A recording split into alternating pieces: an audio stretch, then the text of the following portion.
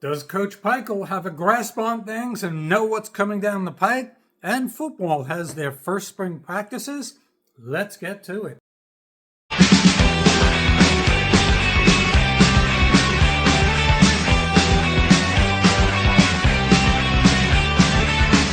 Okay, what is it tonight? Please just tell me what the hell is wrong. Do you want to eat? Do you want to sleep? Okay, hope everybody's enjoying a terrific weekend and a very warm Saturday afternoon. Of course, it's New Jersey, so that means it's going down to 40s tonight. Nonetheless, hi, this is Tom talking. People are probably sick about talking about basketball because of the profound disappointment of a once promising season that wound up being 15-17 for the second year in a row. But the offseason is all we have. When our teams stink, whether it's Jets, Giants, Rutgers, I know you South Jersey people have the Eagles. It's kind of fun to break everything down and analyze it and overanalyze it and talk about, as fans, what we'd like to see happen, complain about what did happen and where we're going in the future. And let's get to it. Coach Pikiell. Oh, by the way, if you got, this is a PSA, public service announcement. So this past week, I was at the Borgata for Allied Beverage of New Jersey. They're the largest wine and spirits distributor in New Jersey. That's for the industry. And, Eric was there, Eric LeGrand, and his whiskeys had the new batch of his single barrel. And I've talked about it before, but this new batch, it's not just, I'm not just blowing smoke here. It is excellent. A lot of the bourbon guys on YouTube, the YouTube bourbon guys, love this Green River, foolproof, and feel it's one of the best bourbons under $50, and I wouldn't disagree with that. However, Eric's new batch rivals it, and in my opinion, kind of exceeds it. Has a little more penetration, a little more zip, lots of nice vanilla. Nonetheless, good job by Eric and his team. A little bit of cheers to get started here. I mean, this is all we got going on in the off season. So Coach Pikiell had some comments, and I'm encouraged by them. There was no mea culpas. Got off to a decent start talking about what he needs to do, and they happen to be in alignment with what I've been saying all along. I'm thinking Coach might be watching these podcasts. Who knows? Despite losing a slew of play, what do we got? 4 guys coming back. This is a bigger rebuild than we could have thought. We thought, at least initially, throughout the season, it'll be Ace and Dillon. Maybe you lose a couple more guys, but as you may have heard, Jay Will is entering the portal. I was kind of on the fence about that. Thought there would definitely be there could be a good probability he'd move on, but I thought, maybe he'd stay. But we're in total rebound now. Everybody's leaving. Coach says he supports having a GM for all you people out there that think we stink because we don't have the GM and we don't have all this NIL money and Steve Pikiell cannot adapt to the times. He's okay with the GM and is confident that the revenue sharing part will be about $3 million. And the thing that I liked, I don't even care about that, play basketball. But the thing that I liked that he said was the revenue sharing model. That revenue will allow him to build a team in his own image, in a defense first kind of image and style of play. And I was like singing praises. Hallelujah. Thank goodness. No more radical changes trying to chase after highly rated recruits that don't fit your personality of how you coach and how you teach. As we've talked about with Rick Pitino, he said the reason why last year's St. John's team failed was because he didn't recruit and sign guys that play the way that he teaches and coaches. And Coach Pikiell learned that lesson. Good for him. I was excited to see that. I'm not really, okay, it's a total rebuild. So what? What's going to be happening? We're going to be 15 and 17? So what? I'd rather see a core, a kind of cadre, core guys that represent Rutgers and play the way that we've played in the past, can play, and we've had some success with. Playing defense, making the rack a really difficult place to play because it's loud and because of our lockdown defense, and I think that fits our personality. We'll just have to get some guys who have some ability that play that way, long, athletic, and defensive, but able to hit some shots. Nonetheless, Coach also said that he's also remaking the non-conference schedule. Boy, the non-conference schedule for us, that's a no-win scenario, man. Hopefully we won't see the Kennesaws of the world on the schedule.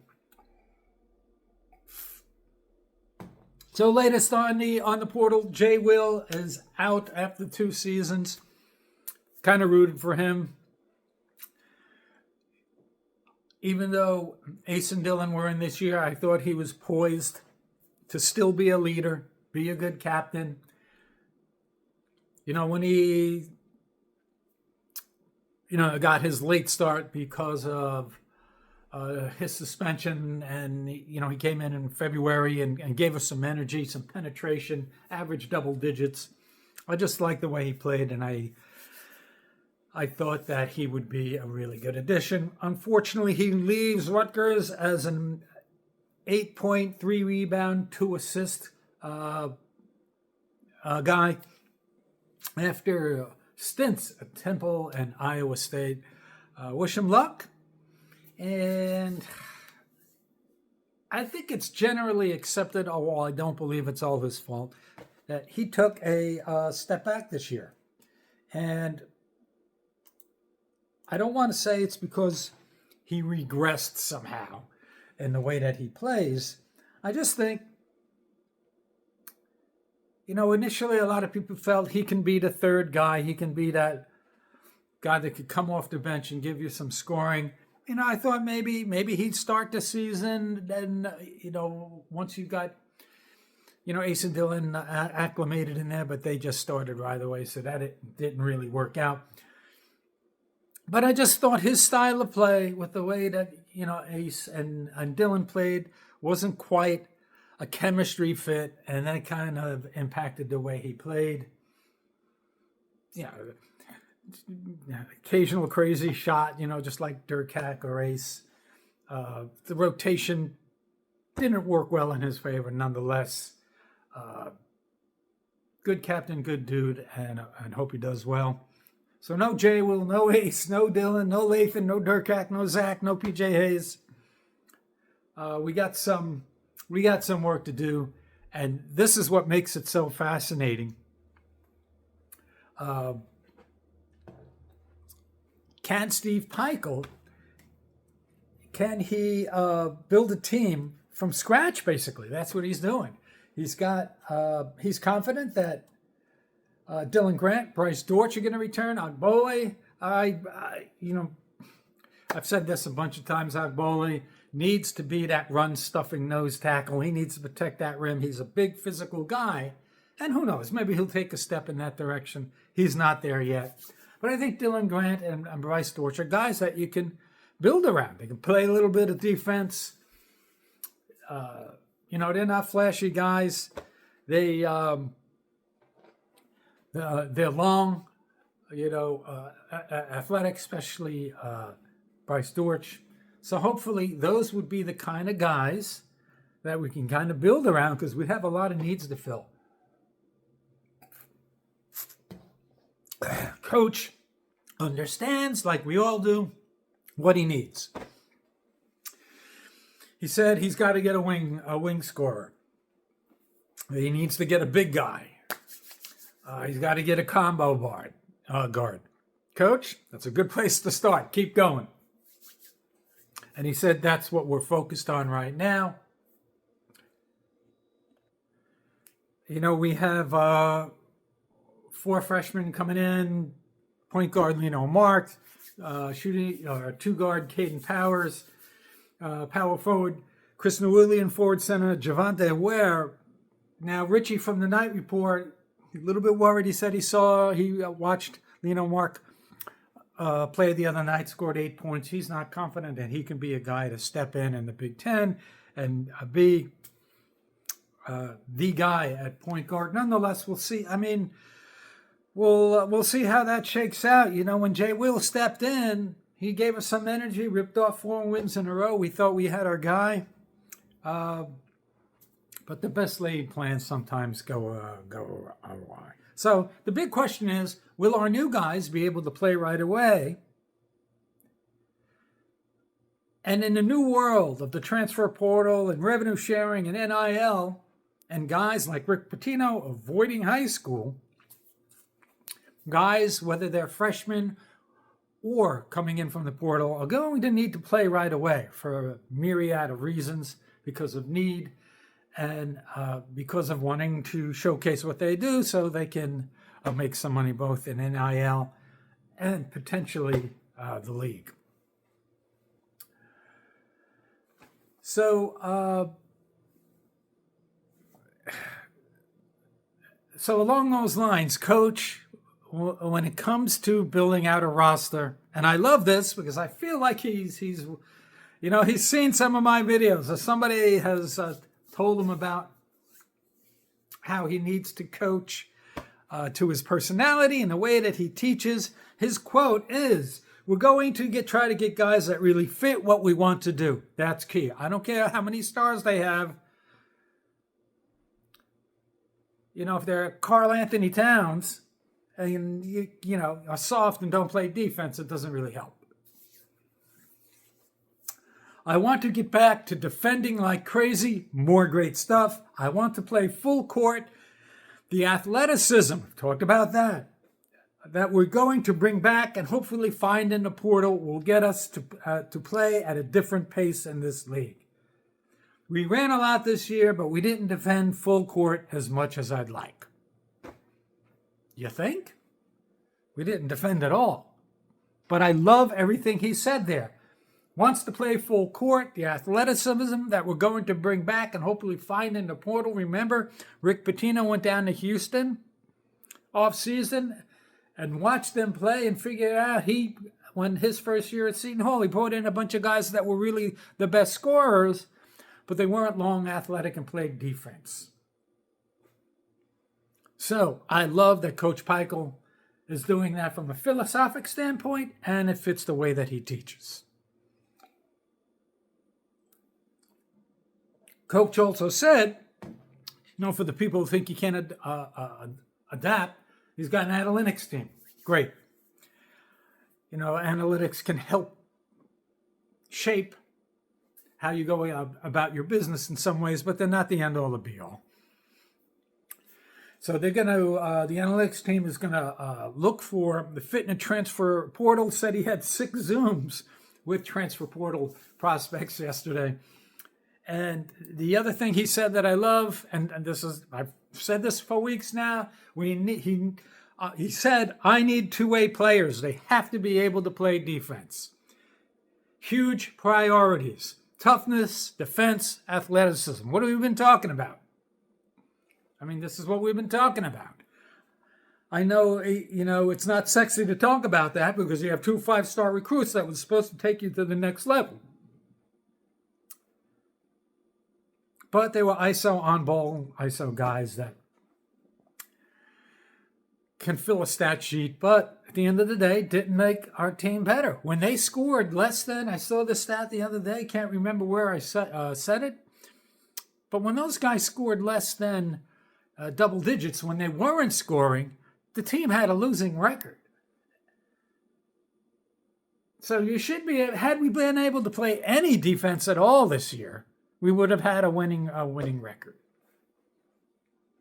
So it looks like with the analytics team, Moneyball is coming to college hoops. And, Coach isn't going to be like Pitino where he's not, the famous quote now from Pitino saying how he's not focusing on high school recruits. Yeah, and you're going to see that in football too. And some guys have talked about that. Richie and Mike have talked about that in football and basketball, actually. And Pike has said he'd like a mix of older and younger guys. And that kind of makes sense from a roster standpoint, from an experience, rotational standpoint, a revenue sharing, NIL standpoint. College basketball is older than it's ever been. With the COVID years and guys, they're on campus 6-7 years. And it's hindering the ability for freshmen to get in and get playing time. But this outcycling of these guys, and I know Mike and Alex on the Night Report were talking about this, and Mike is going to be ecstatic about the COVID year. Guys, once that's all over and we can figure out who's, what everybody's eligibility is, how many years can they play, can they not play, all that goes out the window soon enough. And we can have level the playing field and get some freshmen in there like Lino Marks. Hopefully he can do a little bit of damage.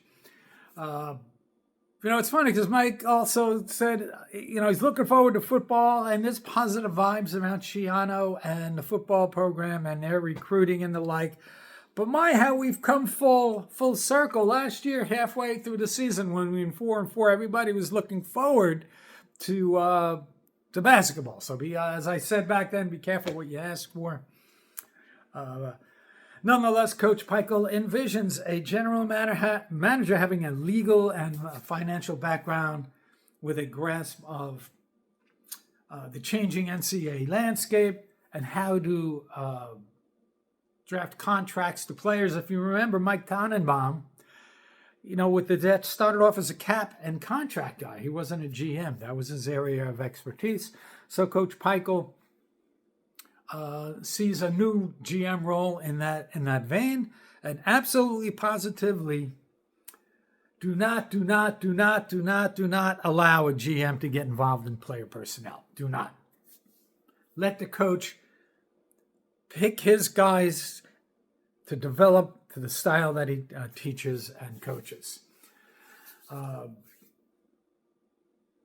Coach Pikiell said that he feels the GM will help him a great deal. We need to be creative in our ideas to raise more funds. Kind of like the Coach Schiano track. Coach Schiano getting a lot of love now for adapting to the new realities of revenue sharing and NIL. All that doesn't matter. We're 7-6, 2 years in a row. So, you have to execute. But for some reason, especially with younger people, they feel better if we're involved with throwing money at the problem. Well, nonetheless, Coach Pikiell says that's where college athletics is headed right now. He said he probably spends 70% of his time on the administrative and revenue and trying to raise money and 30% coaching. He's hoping to flip the script back to where it used to be with 70% coaching and 30% administrative.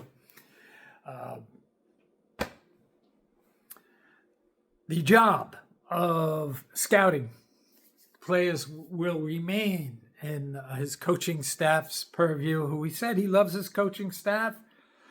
Guys that like consistency and consider themselves a developmental program. They like their guys, the guys that they hired, guys that they're comfortable with and trust that they can do a good job. Coach said he loves his staff, but he feels that they need to figure out the new landscape of college basketball. He said they're basketball guys, and I know I could see all the NIL revenue sharing GM guys saying, well, what's the problem? They're just basketball guys. They don't know how to operate in the new world, but win on the court. That's what I want to see. But Coach also said they have to figure out in a shorter time period now how to get the job done, because they're not blessed with having guys for 4 years and developing that chemistry and that consistency and that familiarity. That quite frankly, that's how he rebuilt the program. And, how dealing with guys rotating in and out every year at a point. I mean, how do you build a team that way?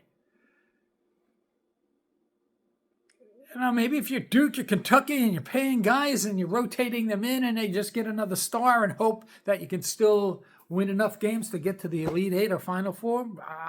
But you still have to develop some chemistry. Talked about the 2000 Kentucky team with 3 top 5-star guys. And still they didn't win it. I mean, to me, that's not amateur athletics. Amateur athletics and student athletes is all about development. You're developing as a student, as an athlete, as a person, as a man.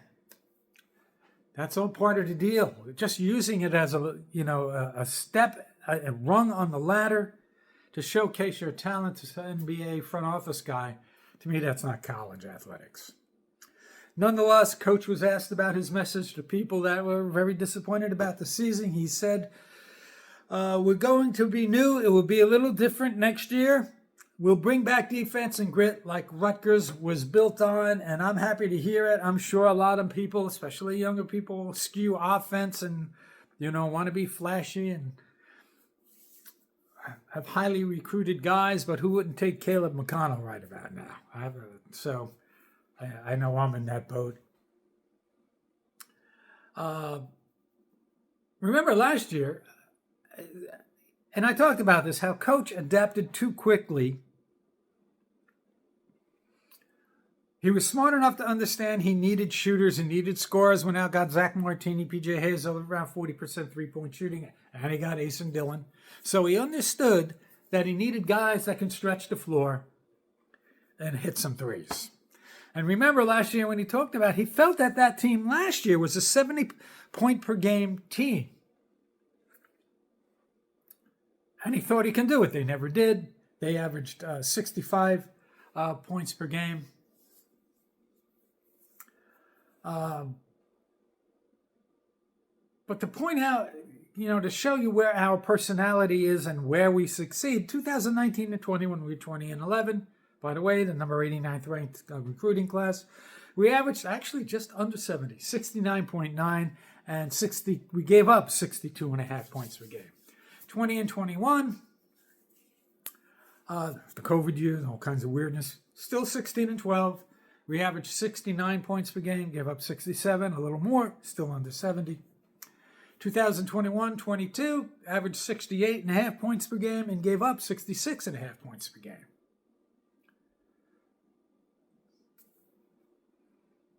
This year, we got to our 70 points per game. I think it was like 76.5, 77 points per game. But we gave up 78 points a game. There's no way under any circumstance any Rutgers basketball team is winning giving up 78 points a game. We scored 12 more points a game, but we gave up 12 more points a game. Can't imagine why for the second year in a row we're 15 and 17. That's why. It's not rocket science. Defense sucked.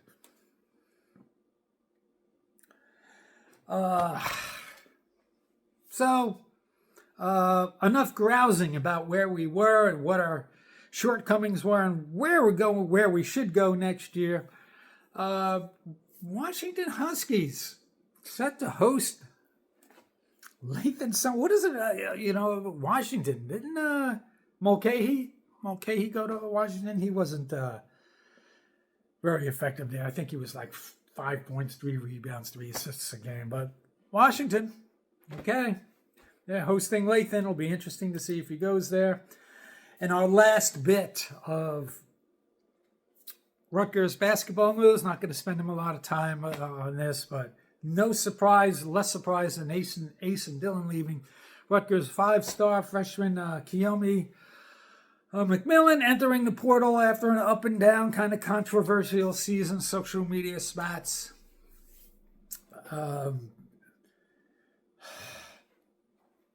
Involving Coquise Washington and getting benched and conflicting messages. I'm not going to spend a lot of time on it. I'm sick of Rutgers' bad publicity. That being said, the Cliff Omenyuris of Alabama beat the Mawat Mags of BYU 113-88. Boy, I mean, Alabama hits 25 of 51 three-point shots. Who'd have thunk it? BYU, 6 for 30 on their three-pointers. They had a Rutgers kind of night. They lose. Cliff, 10.6 rebounds, 2 assists. He was 6 for 6 from free throws. When has that ever happened? Wasn't he 56% free throw shooter at Rutgers? Mawad, after a quiet start, he wasn't very productive. First half of the game, he had no production, no points at all. Wound up with 6 points, 4 rebounds, 3 assists in 25 minutes. And so Cliffy Alabama faces off against Cooper Flagg and Duke Saturday night. Tonight, we'll see how that goes. That should be interesting and fascinating all at the same time. On to football.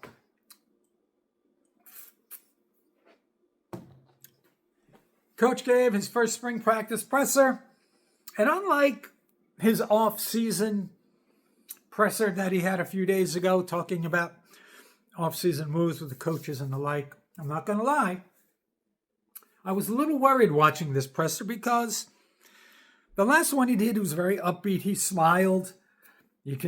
Coach's body language always gives him away. I don't know if he realizes that or not, but he looked content. He looked happy a few days ago. He looked more serious, more consternation. I was a little worried. I'm thinking, oh my God, there's guys that are injured. Now, we don't know that because it's a state secret with Coach Shiano. And I'm not going to, I was a little worried. But he did say that that they need work. And I can see that being a point of frustration for him. He likes to see organization, coordination. And he said that they need some work. You know, a lot of new players stepping into positions, not a new players in the program. That may explain his consternation. Ian Strong, though, he wasn't included on the list the other day about guys who were missing spring practice. He had off-season surgery. He will be in and out. You know, he's not going to miss the spring. He'll get some reps, but it's going to be limited. Look, Ian was part of a strong, no pun intended, wide receiving core of the likes that, we haven't seen in a while. Probably, 2025? Probably since 2012. And having him and getting and staying healthy is going to be key for us, because that's been a big bugaboo for us the past couple of years. If we're going to stand a chance, especially with Ohio State, Penn State, and Oregon on the schedule, and Iowa, we got to stay healthy. Also talked about Holland Pierce. I think it was Brian Fonseca. How are you going to replace Holland Pierce? How are they going about constructing the offensive line? And Coach said his production will be missed. It's 50 Big Ten starts. You can't really replace that. They're playing with some things, and I hate that. I hate when you start moving guys around to try and find a place for them. Holland Pierce, 6'8", you stuck him in there, walk on, and you didn't have to worry about it for 4 years. He's likely going to go in the 3rd round in the NFL draft, and I'm rooting for him. Replacing him won't be easy for Shiano and Coach Flaherty. But Tyler Needham, who's really a right tackle, has been kind of moved. They're moving him around. I hate to see that, especially coming off injuries. That just I don't know. It doesn't sit well with me. Coach's quote is, "We'll move people around and see who does best." And we know what he says about the offensive line. The best five will play. They're going to be moving guys around and out and see how that works out. He said that's a lot of those 50 starts are a lot of starts to replace, a lot of quality football that was played. And another guy that will not be easy to replace is Kyle Monangai. Kyle didn't have a great combine. His RAS scores weren't fabulous, so it remains to be seen if that influences NFL front offices at all. He's not that kind of guy. He's a guy that, if you stick him on the practice squad sometime during the season, that's going to be his job. They'll find out. They'll find out in the NFL.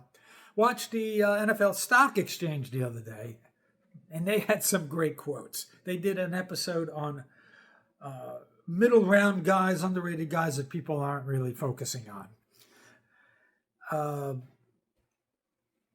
Their quotes: Kyle will embarrass you in pass pro. He's a coach's dream. Smart, strong, tough, never fumbles, 0 fumbles, 637 carries, whatever it was. And they bet that he will be getting NFL carries 8 years from now, and they're probably right. I thought this quote was hysterical. Runs like you personally insulted his family. Runs hard and angry.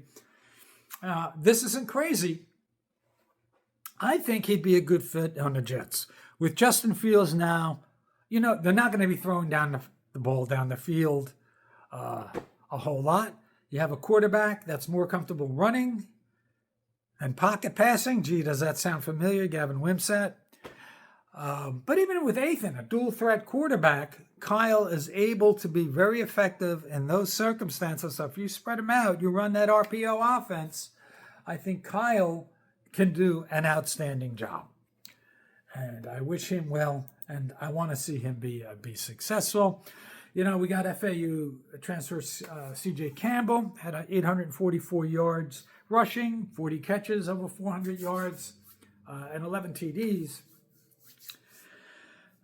We got Antoine Raymond. Coach said, don't sleep on Jayshon Benjamin. Boy, Gabe Winovich, what's up? Is he hurt or injured or something? 4-star guy. Thought he might have an impact by now, but... and then, of course, Sam, and I'm rooting for Sam. This poor guy is always hurt. A guy with big upside, and I hope he gets some reps and get some playing time in. We'll see about that. But Coach said he has high expectations for the room. He said Coach Shaw does a great job with his guys, holds them to a high standard, and they meet it. At least they try to meet it all the time. And Coach's quote, don't sleep on Jayshon Benjamin either. He kind of redshirted last year and only played a couple games, but if you remember him as a true freshman, he did some special things too. I think the competition is going to be great at that position. Whoever's the best will get the carries. It'll be slotted out that way, yada, yada, yada. So we got some Shiano-isms there. The Targum did a little bit of a blurb on the tight end position. And boy, and look, we know that Kenny Fletcher, new position for him, but he had some success with those drag routes, Virginia Tech, and out of the 2,700 team receiving yards, 191 came from tight ends, 137 of them came from Kenny Fletcher, along with 2 touchdowns. So we're going to need to be more productive at that position. We have transfer portal, tight end.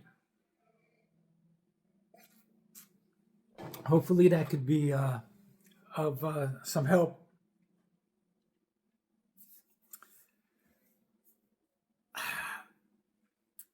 when you're averaging 14 yards per game out of your tight end position, and you like to run the ball like we do, and you want to be able to have a safety valve for Ethan, tight end is an important position to get some production out of. Historically, we haven't been great with our tight end production. Nonetheless, Kirk Shiraka got in the action a little bit as well. He gave his first press conference on spring practice, and there's not a lot of detail to be had. It's going to be broad strokes of the brush, a lot of coach speak. He said he's a process kind of guy. They're focused on getting better every day. There's nothing specifically that they can talk about schematically or play calling wise. I forget who asked them about it. Maybe it was Fonseca. Again, I'm not really sure. He said guys are working hard. But he did give a little bit of a glance when asked about the wide receiver room, replacing Daimir, how those guys are coming together. And he gave no specifics except to say, I don't know if this was kind of like a slip to give you some insight as the kind of sets we're going to see in this coming year. But he said they may have alternatives and options and flexibility, not to have to do because your guys are injured, because they have several guys, too many guys that can make plays at the wide receiver position, which gives you the ability to run zero personnel quite a bit. So zero personnel is basically no running back, no tight end, 5 wides. So having several guys that can make some plays, that may be something to look for in routes, yak, etc., crossing patterns. We don't throw enough crossing patterns, boy. I mean, it's such an easy pass to complete. If you're accurate short to medium range, that should be a no-brainer. Nonetheless, it'll be interesting to see how Ethan does in his second year on the banks. He worked with Kirk Shiraka before, but last year he had to adapt. He had to learn the campus, learn the team, develop some chemistry. And even though we got some big boys on the schedule this year, I'm looking for that next step. I said last year getting to 60% completion would be a step. He had very high drop rates at Minnesota and at Rutgers. So hopefully having these playmakers at wide receiver, you can hit a lot of short to medium range, accurate passes that can move the sticks and help develop him and help him to be able to take some deep shots downfield, which he's also pretty good with. Nonetheless, everybody, that's it. Hope you're enjoying a terrific weekend. I'm looking forward to lots of news that we can talk about and report on, because that's the only thing we got going. And don't forget some Eric LeGrand. Single barrel, represent. It's probably, retail, you'll find it like under $50 in most places. The regular Kentucky straight you'll find for like anywhere from 35 to 40. But the new batch of the single barrel is terrific. Everybody enjoy your weekend, and we'll see you the next time. And cheers.